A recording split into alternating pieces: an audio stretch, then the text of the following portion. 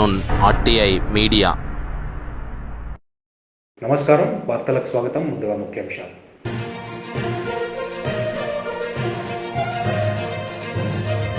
జిల్లా కలెక్టర్లు మరియు ఎస్పీలతో స్పందన కార్యక్రమంలో పాల్గొన్న సీఎం జగన్.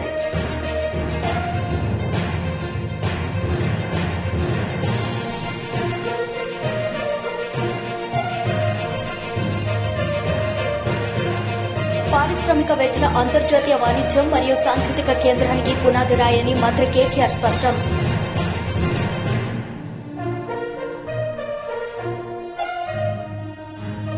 భారత ప్రభుత్వం సాంకేతికతను ప్రజాస్వామ్యం చేసే దిశగా నిరంతరం కృషి చేస్తోందని ప్రధాని నరేంద్ర మోడీ అన్నారు. ప్రతి పౌరుడు ఆర్థిక స్తోమత, సాంకేతికతను పొందాలనే లక్ష్యంతో ఆల్ ఇండియా రేడియోను దేశాన్ని అనుసంధానం చేస్తున్నారని ప్రధాని తెలిపారు.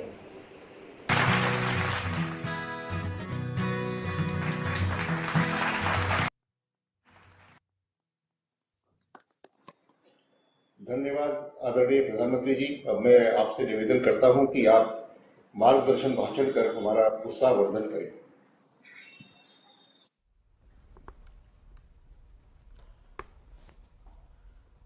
नमस्कार जी। कार्यक्रम में उपस्थित केंद्रीय मंत्रिमंडल के मेरे सहयोगीगण, विभिन्न राज्यों के माननीय मुख्यमंत्री साथी, सांसदगण, विधायकगण, अन्य महानुभाव, देवी और सज्जनों, आज के इस कार्यक्रम में पद्म सम्मान पाने वाले अनेक व्यक्तित्व भी हमारे साथ जुड़े हुए हैं। मैं उनका भी आदरपूर्वक स्वागत करता हूं, अभिनंदन करता हूं। आज ऑल इंडिया रेडियो की एफएम सर्विस का एक्सपांशन ऑल इंडिया एफएम बनने की दिशा में एक बड़ा और महत्वपूर्ण कदम है। ऑल इंडिया रेडियो के 91 एफएम ट्रांसमीटर्स की ये शुरुआत देश के 85 जिलों के 2 करोड़ लोगों के लिए उपहार की तरह है। एक तरह से इस आयोजन में भारत की विविधता और अलग अलग रंगों की एक झलक भी है। जिन जिलों को कवर किया जा रहा है उसमें एस्पिरेशनल डिस्ट्रिक्ट्स, एस्पिरेशनल ब्लॉक्स, उनको भी सविशेष इसका लाभ मिल रहा है। मैं ऑल इंडिया रेडियो को इस उपलब्धि के लिए बहुत बहुत बधाई देता हूं। इसका काफी लाभ हमारे नॉर्थ ईस्ट के भाई बहनों को होगा, युवा मित्रों को होगा। इसके लिए उन्हें मैं विशेष तौर पर बधाई देता हूं। साथियों, जब बात रेडियो और एफएम की होती है तो हम जिस पीढ़ी के लोग हैं, हम सबका रिश्ता एक भावुक श्रोता का भी है। और मेरे लिए तो ये भी खुशी है कि मेरा रिश्ता एक होस्ट का भी बन गया है। अभी कुछ दिन बाद ही मैं रेडियो पर मन की बात का 100वां एपिसोड करने जा रहा हूं। मन की बात का ये अनुभव देशवासियों से इस तरह का भावनात्मक जुड़ाव केवल रेडियो से ही संभव था। मैं इसके जरिए देशवासियों के सामर्थ्य से जुड़ा रहा, देश की सामूहिक कर्तव्य शक्ति से जुड़ा रहा। स्वच्छ भारत अभियान हो, बेटी बचाओ बेटी पढ़ाओ हो, या हर घर तिरंगा अभियान हो, मन की बात ने इन अभियानों को जन आंदोलन बना दिया। इसलिए एक तरह से मैं ऑल इंडिया रेडियो की आपकी टीम का भी हिस्सा हूं। साथियों, आज के इस आयोजन की एक और खास बात है। ये वंचितों को वरीयता की सरकार की नीति को आगे बढ़ाता है, जो अब तक इस सुविधा से वंचित रहे, जिन्हें बहुत दूर दराज में रहने वाला माना जाता था, वो अब हम सभी से और ज्यादा कनेक्ट होंगे। समय पर जरूरी जानकारी पहुंचाना हो, कम्युनिटी बिल्डिंग का काम हो, एग्रीकल्चर से जुड़ी मौसम की जानकारियां हो, किसानों को फसलों, फल, सब्जियों की कीमत की ताजा जानकारी हो, केमिकल खेती से होने वाले नुकसान की चर्चा हो, खेती के लिए आधुनिक मशीनों की पुलिंग हो, महिलाओं के सेल्फ हेल्प ग्रुप को नए बाजारों के बारे में बताना हो, या फिर किसी प्राकृतिक आपदा के समय पूरे क्षेत्र की मदद करना, इन एफएम ट्रांसमीटर्स की बहुत अहम भूमिका रहेगी। इसके अलावा एफएम की जो इंफोटेनमेंट वैल्यू है वो तो होगी ही। साथियों, हमारी सरकार निरंतर इसी तरह टेक्नोलॉजी के लोकतांत्रिकरण, डेमोक्रेटाइजेशन, इसके लिए काम कर रही है। भारत अपने सामर्थ्य का पूरा इस्तेमाल कर पाए, इसके लिए जरूरी है कि किसी भी भारतीय के पास अवसरों की कमी न हो। సీఎం వైఎస్ జగన్ తాడేపల్లిలోని క్యాంపు కార్యాలయం నుండి జిల్లా కలెక్టర్లు మరియు ఎస్పీలతో స్పందన కార్యక్రమంలో పాల్గొన్నారు. ఈ సందర్భంగా ఆయన మాట్లాడారు. The quality is protected. The very purpose of this entire program is quality redressal. And to achieve that purpose, these project monitoring units are going to play a very, very critical role. And it's very important that you supervise these project monitoring units. Only then the desired output would come. And these PMUs, as I said, would be monitored directly from CMO as well. All the grievances raised through this helpline must be taken up by the concerned authority on priority and redressal in a time-bound manner with quality as the primary word. The word quality meaning the satisfaction. How do you say that it has been addressed qualitatively? Only when that person who is in receipt of your service says that, yes, to my satisfaction it has been addressed. That is the litmus test. And that is the very purpose of this Jagananak Chabdam program. To speak a little more about this program, it's a direct connect with the Chief Minister also. The fact that we are lending our name to this program itself means that there is a direct connect with the Chief Minister. The helpline would consist of multiple feedback loops. So regularly there will be a call center here operating from the CMO, which will periodically take feedback. This is very important for us to understand how these people are, what these people think about the services that are being rendered. So this should be always playing in your mind.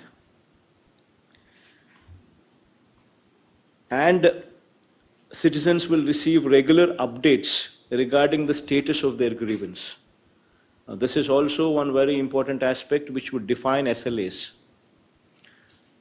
The time-bound manner in which qualitatively the grievances would have to be addressed. It would speak of that.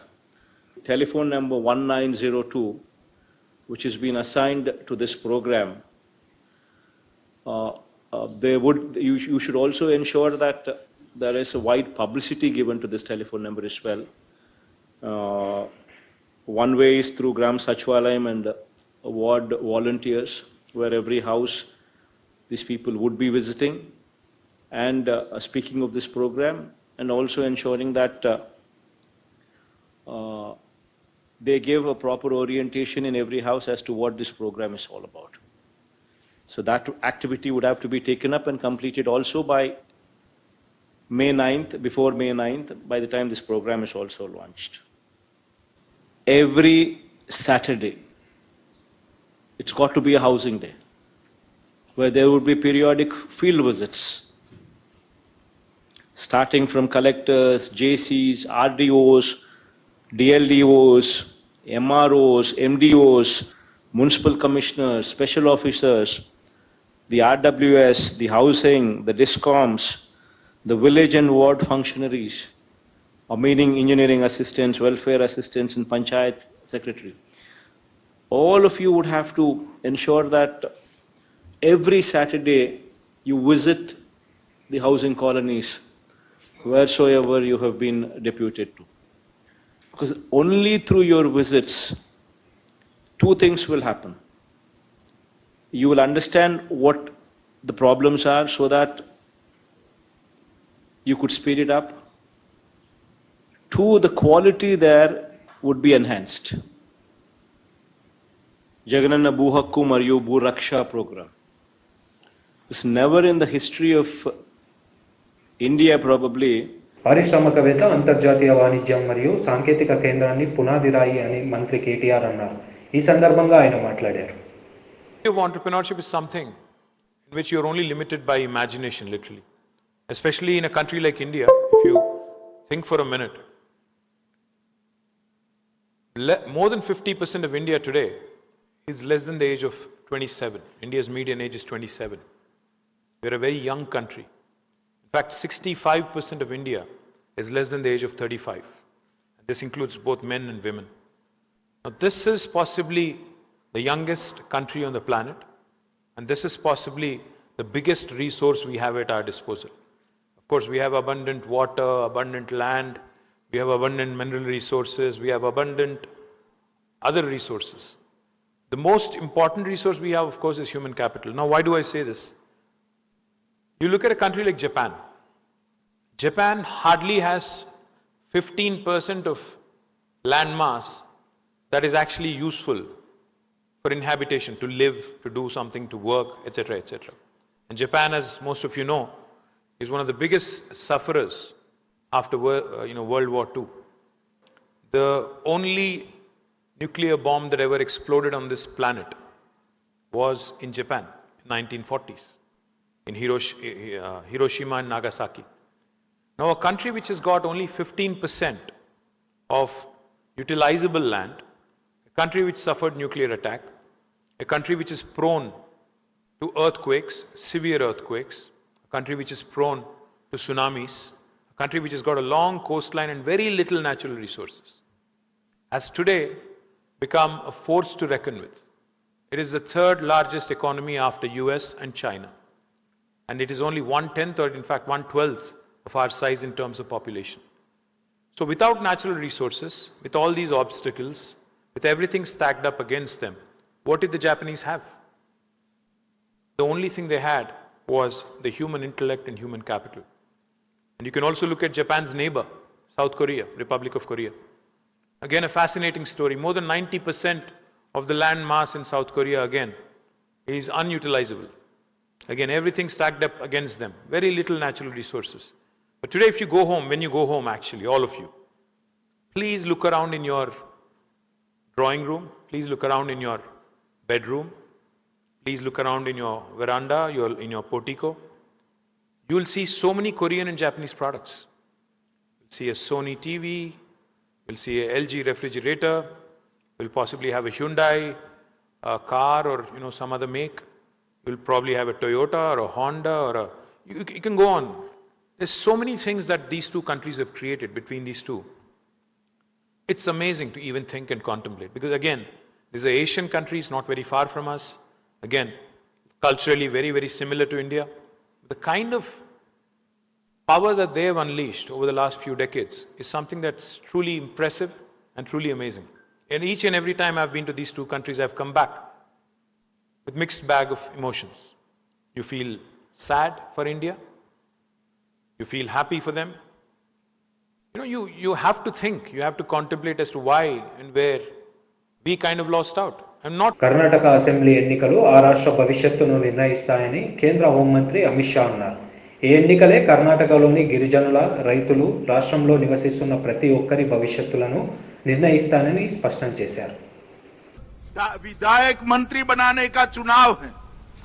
उनको तो जिताकर विधायक और मंत्री बनाना ही बनाना है. मगर ये चुनाव जो है, ये चुनाव समग्र कर्नाटक का भविष्य तय करने का चुनाव है. कर्नाटक के गरीब, कर्नाटक के आदिवासी, कर्नाटक के दलित और कर्नाटक के किसान का भविष्य तय करने का चुनाव है. आपका एक वोट अगले 5 साल के लिए कर्नाटक में किसका शासन रहेगा, कर्नाटक का भविष्य किसके हाथ में रहेगा, उसका निर्णय करने वाला है. मित्रों, एक और राहुल बाबा के नेतृत्व में कांग्रेस पार्टी है. जानते हो ना राहुल बाबा को? जानते हो या नहीं जानते हो? एक और राहुल बाबा के नेतृत्व में कांग्रेस पार्टी है और दूसरी ओर श्री नरेंद्र मोदी के नेतृत्व में भारतीय जनता पार्टी. ये चुनाव ये तय करने का चुनाव है कि अगले 5 साल तक मोदी जी के नेतृत्व में डबल इंजन सरकार कर्नाटक को आगे ले जाएगी या कांग्रेस की सरकार रिवर्स गियर सरकार कर्नाटक. సంగారెడ్డి జిల్లా జోగిపేట పట్టణంలోని వ్యవసాయ మార్కెట్ గంజిలో రాష్ట్ర mark fed director Andole society chairman S Jaganmohan Reddy ఆధ్వర్యంలో స్థానిక ఎమ్మెల్యే చంటి క్రాంతికుమార్, సంగారెడ్డి జిల్లా పరిషత్ చైర్మన్ పర్సన్ మంజుశ్రీ, జైపాల్ రెడ్డి, జిల్లా వ్యవసాయ అధికారి నరసింగరావులతో కలిసి వరి కొనుగోలు కేంద్రాన్ని ప్రారంభించారు. మంజుశ్రీ, జైపాల్ రెడ్డి గారికి, మార్కెట్ డైరెక్టర్ జగన్మోహన్ రెడ్డి గారికి, జిల్లా వ్యవసాయ అధికారి నరసింహరావు గారికి, అట్లా ఏడీ అప్నా గారికి, మున్సిపల్ వైస్ చైర్మన్ డేవిడ్ గారికి, వైస్ చైర్మన్ రావు గారికి, ఇంకా వేదిక ఉన్న పెద్దలందరికీ, ఇక్కడ హాజరైన పెద్దలు జైపాల్ రెడ్డి గారికి, మాసపల్లి నారాయణ గారికి, లింగన్న గారికి, రామగౌడ్ గారికి, పత్రికా మిత్రులందరికీ కూడా, రైతులందరికీ నమస్కారం తెలియజేస్తున్నాం. మనం ఇంతకుముందు జగన్మోహన్ గారు చెప్పినట్లు బహుశా ఇంతకుముందు కంటే కూడా చాలా ముందుగానే మనం ఈ కేంద్రాన్ని ఓపెన్ చేస్తున్నాము.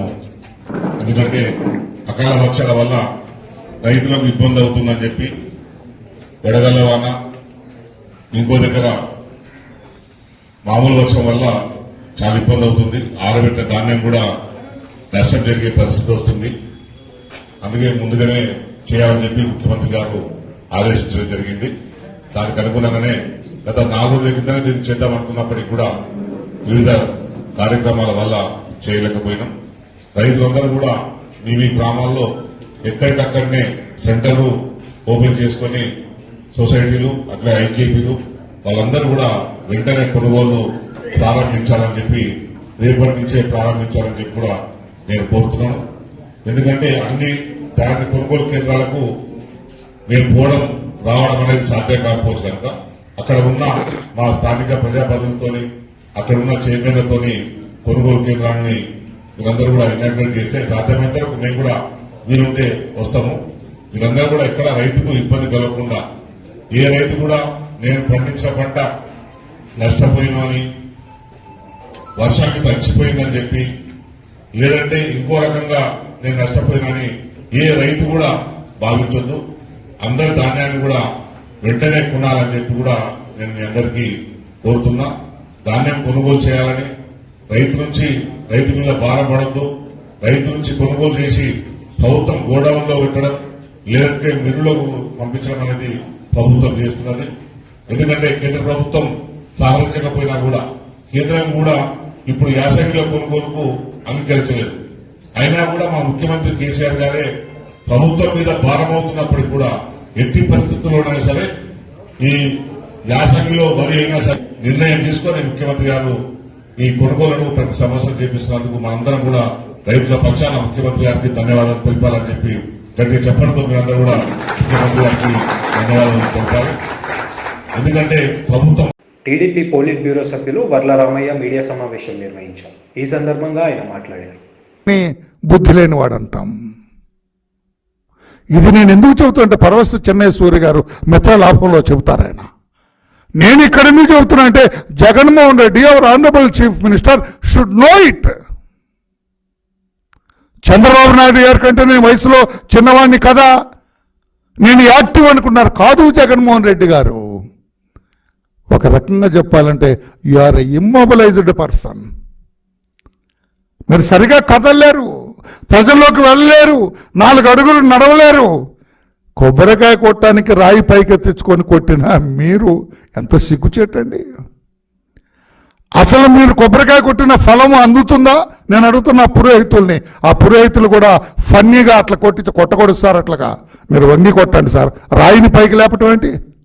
రేపు దేవుణ్ణి వెంకటేశ్వర స్వామిని తాడేపల్లి ప్యాలెస్కి తీసుకెళ్తారా? నాకు మీకు ఒంట్లో బాగాలేదని? ఏమి జగన్మోహన్ రెడ్డి గారు ఏం పౌరోహితులండి మీరు? సార్ ఐఎమ్ సారీ సార్, శాస్త్రాలు ఒప్పుకోవండి, వేదాలు ఒప్పుకోవండి, ఆగమ శాస్త్రం ఒప్పుకోదండి. మీరు ఇలాగ రాయి పైకెత్తి కొట్టడానికి లేదండి అనలేరండి మీరు? రాయి పైకెత్తి కొట్టిన రోజునే నడువు నొప్పి అంట.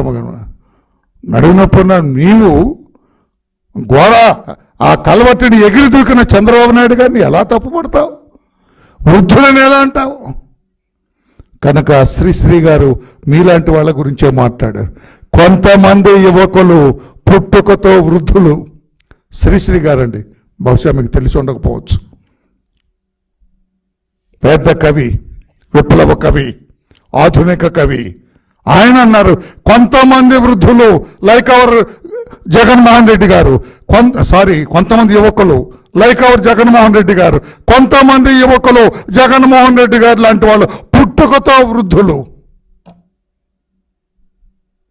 అది మీకు వర్తిస్తుంది, చంద్రబాబు నాయుడు గారు కాదు అని చెప్పుకొని నేను తెలియజేస్తున్నా. అసలు మీ గురించి మీరు ఎందుకు బేరీజు వేసుకోరు? మీ ఆలోచనలన్నీ కూడా అడుగడుగున మీ తల్లిదండ్రుల పెంపకాలేమిని గుర్తు చేస్తున్నాయి. జగన్మోహన్ రెడ్డి గారిని తల్లిదండ్రులు సరిగా పెంచలేదేమో అన్న అనుమానాన్ని గుర్తు చేస్తుంటాయి అడుగడుగున జగన్మోహన్ రెడ్డి గారు. మీకు తెలుసా? నేను మిమ్మల్ని కించపరచాలను, నాది కూడా మీ తండ్రి వయసేనండి దాదాపుగా. మీ నాన్నగారు 49లో పుట్టారు, నేను 51లో పుట్టాను. దరిదాపుగా చంద్రబాబు గారు 50లో పుట్టారు. మేమంతా సమకాలికులం ఒక రకంగా. మళ్ళీ నన్ను కూడా ఆ పట్టాపులాగా తీసుకెళ్ళి బాధిస్తారు. వద్దండి, నేను ఉన్నా నవ్వుతున్నారు మీరు. ఉన్న నిజాలే చెబుతాను నేను. ఏమీ ఎబ్బెట్టుగా మీరు నా మీద కేసు పెట్టేంత ఏం మాట్లాడను నేను. కాకపోతే ప్రజలకు వివరణ చేస్తున్నా. మీరు జగన్మోహన్ రెడ్డి గారు మీ నాన్నగారు ముఖ్యమంత్రిగా ఉండగా, వైఎస్ రాజశేఖర రెడ్డి గారు ముఖ్యమంత్రిగా ఉండగా మీరు బెంగళూరులో ఉండేవాళ్ళు, బెంగళూరులోనే ఉండేవాళ్ళు. వై? మీ నాన్నగారు మీరు హైదరాబాద్ వస్తే ఆయన ఇష్టపడలేదు. మీరు హైదరాబాద్ రావటాన్ని ఆయన కోరుకోలేదు. మీకు కావలసిన ద్రవ్యాన్ని, మీకు కావలసినవన్నీ అక్కడికి బెంగళూరులో చేర్చేవాడు ఆయన. మిమ్మల్ని అక్కడే ఉండమన్నారు. ఎందుకు? సమాధానం చెప్పగలరా? జగన్మోహన్ రెడ్డి గారు సమాధానం చెప్పగలరా? ఈ రోజున మా నాయకుడి గురించి ఇన్ని మాట్లాడారే, మిమ్మల్ని ఆ రోజున మీ నాన్నగారు బెంగళూరులోనే ఉండు, don't step in to Hyderabad అని ఎందుకన్నారు సార్? అంటే మీరు కాలు పెడితే హైదరాబాద్ అపవిత్రం అవుతుందని అన్నారా?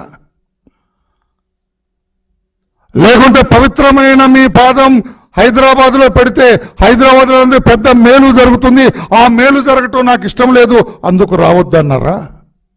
ఎందుకు రావద్దన్నారు? ఈ విషయం నేను చెప్పటం లేదండి. మీ పార్టీలో ఆనాడు ముఖ్యమంత్రిగా ఉన్న గౌరవ రోషయ్య గారు చెప్పారు. ఒకసారి మీ ఇంటికి వెళ్తే మీ తల్లి గారు శ్రీమతి విజయమ్మ గారు ఆయన 2 చేతులు పట్టుకొని కంటనీరు పెట్టుకున్నారట. ఈ తండ్రి కొడుకులు రోజు గొడవగా ఉందండి, వీడిని రావద్దంటారు హైదరాబాద్కి, వీడే వస్తానంటాడు, వస్తే ఇక్కడ ఆయన పేరు పోద్దని ఆయన బాధపడుతున్నారు, ఏదన్నా సర్ది చెప్పండి సార్ అని కోరింది నిజం కాదా? నేనన్నమాట కదా సార్ అది. రోషయ్య గారు ఆ వీడియో ఉంది నా దగ్గర. If you ask me send that video I will forward that. ఎందుకు చెప్పగలరా? అంటే మీరేమన్నా స్పాయిల్డ్ కిడ్డా? మీరేమన్నా తప్పుదారిలో నడుస్తున్నారని మీ నాన్నగారు ఏమన్నా భావించారా? ఎందుకు మిమ్మల్ని రావద్దన్నారు హైదరాబాద్? ఆ రోజుల్లోనే అలా ఉన్న మీరు చంద్రబాబు నాయుడు గారి గురించి మొసలివాడు అని ఎగతాళి చేయొచ్చా? మొసలి పులి కథ చంద్రబాబు గారిని ఉద్దేశించి చెబుతారా? మొసలి పులి కథ చంద్రబాబు నాయుడు గారిని ఉద్దేశించి చెబుతారా? ఆ ముసలి పులి మీరే. 50 ఏళ్ళకే ముసలు అయిపోయారు మీరు. ఆ ముసలి పులి చేసే వేషాలని మీరు వేస్తారు. ఆ ముసలి పులి మీరే. మీకే ఆ కథ వర్తిస్తుందని చెబుతున్నాను నేను. కాదనగలరా? చంద్రబాబు గారు వర్తిస్తున్నారు. ఇప్పుడు కూడా యాక్టివ్గా ఉన్నారు. చంద్రబాబు గారు అర్ధరాత్రి 12 గంటల వరకు పనిచేస్తారు ఎవ్రీడే, తెలుసా మీకు? మీరు 8:30కే కొట్టు కట్టేస్తారట, నిద్రపోతారట. మీరు తెలిసింది అదండి. పోనీ మీరు ఏమి అర్ధరాత్రి వరకు పనిచేసిన దాఖలాలు ఏమి లేవు. రాష్ట్ర ప్రజలు ఎవరికి తెలియదు మీరు అంత కష్టపడి పనిచేస్తారని. మీరా వృద్ధులు? చంద్రబాబు నాయుడు గారా? వయసు కాదు కదా వృద్ధాప్యాన్ని చెప్పేది. మీ పనితీరు, మీ నడక, మీ వ్యవహార శైలి, మీ మాట, మీ day to day working out, అది మీరు చేసేది. రోజుకు పనిచేస్తే ఎంత 1-2 మీటింగ్లు పెడతారు, మీరు కొట్టుకట్టేసి పడుకుంటారు. మీరు ఆ వృద్ధులు అర్ధరాత్రి వరకు పనిచేసే చంద్రబాబు నాయుడు గారా? మీ విజ్ఞతగా వదిలేస్తున్నా వాడిని. ఇది నేను ప్రెస్ మీట్ కాదు, మీకు కొంచెం తెలియజేయాలని, ఎరికపరచాలని. అసలు వ్యవహార శైలి, మీ వ్యవహార శైలి, మీ నడక, మీ నడత వల్ల మీ తల్లిదండ్రులు మిమ్మల్ని ఎలా పెంచారో తెలుస్తుంది సార్. నేను ఈరోజు మాట్లాడుతున్నా మైక్ ముందు. నేను మాట్లాడి తీరు బట్టి ఎదుటి వాళ్ళు గ్రహిస్తారు. ఓహో, రామయ్య గారికి కొంచెం భాషా జ్ఞానం ఉందంటే వాళ్ళ తల్లిదండ్రులు నేర్పుంటారు అనుకుంటారు. వాళ్ళు చిన్నప్పుడు నేర్పుంటారని మా తల్లిదండ్రులు గుర్తు చేసుకుంటారు. నేనేదన్నా చెడు ప్రవర్తన చేసి చెడ్డగా ఉండి ఏది ఇక్కడికి వచ్చి కూర్చొని నా ఇష్టం వచ్చినట్టు మాట్లాడి ఏదో బాగా తాగేసి ఫుల్గా గిట్కాలు కొట్టొచ్చి తుప్పుక్కుమని ఇక్కడ ఊసేది చేశారనుకో, చిచి ఎవడరా వీడు, తల్లిదండ్రులు వీడిని సరిగా పెంచలేదురా అనుకుంటారు. ఇప్పుడు అర్థమైందా మీకు? ఇప్పుడు అర్థమైందా ఎవరు వృద్ధులు ఎవరు కాదు అనేది? అటువంటి మీరు చంద్రబాబు నాయుడు గారిని అలా మాట్లాడటం కరెక్టా సార్ అని చెప్పి నేను అడుగుతున్నా. జగన్మోహన్ రెడ్డి గారు అన్ని అబద్ధాలు. ఆ రోజు మీ నాన్నగారు చనిపోయినప్పుడు నేను మిమ్మల్ని ఎగతాళి చేయాలి, కించపరచాలని కాదు sir. Just I wanted to educate you. ఆ రోజున హెలికాప్టర్ క్రాష్లో మీ నాన్నగారు చనిపోయినారు. శవం ఇంకా ఇంటికి రాలేదు. వార్తలు ముగించే ముందు ముఖ్యాంశాలు మరోసారి.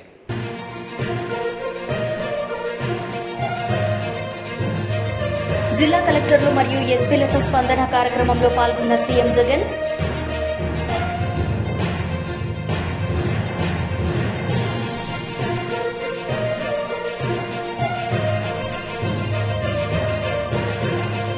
పారిశ్రామికవేత్తల అంతర్జాతీయ వాణిజ్యం మరియు సాంకేతిక కేంద్రానికి పునాది రాయని మంత్రి కేటీఆర్ స్పష్టం.